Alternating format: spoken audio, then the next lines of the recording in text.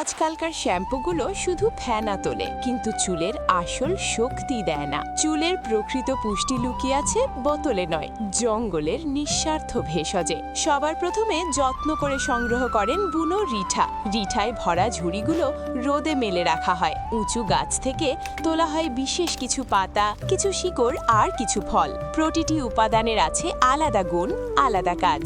কড়া রোদের তাপে দিন কেটে যায়। সব ভেষজ ধীরে ধীরে শুকিয়ে হয়ে ওঠে খসখসে ও কুরকুরে। শুকনো রিঠা থেকে কালো বীজগুলো ফেলে দেওয়া হয়, কারণ আসল কাজের অংশ হলো তার খোসা। এরপর শুরু হয় কুটাই। ধীরে ধীরে রিঠার খোসা ভেঙে মিষ্টি সুগন্ধময় দানাদার গুঁড়োতে পরিণত হয়। পাথরের চাকি ঘুরতে থাকে অবিরাম, আর সেই দানাদার রিঠা বদলে যায় সূক্ষ্ম মিহি পাউডারে। তারপর কয়েকদিন ধরে আবার রোদে শুকিয়ে নেওয়া হয়। এভাবেই অন্যান্য ভেষজ আলাদা আলাদা ভাবে দুবার করে পিষে তৈরি হয় সুগন্ধি মোলায়েম ভেষজ গুঁড়ো। এবার আসে মিলনের পালা। 17 রকমের আলাদা রং আর আলাদা ঘ্রাণে ভরা গুঁড়ো একসঙ্গে মিশিয়ে নেওয়া হয় যত্ন করে। ওপরে সামান্য পানি ছিটিয়ে মিশ্রণটিকে দেওয়া হয় হালকা আর্দ্রতা।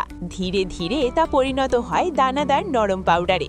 শেষে চালনিতে ছেঁকে আবার শুকিয়ে নেওয়া হয়। এভাবেই তৈরি হয় সেই প্রাচীন ভেষজ শ্যাম্পু, যা নাকি রানীদের সময়েও ব্যবহৃত হতো।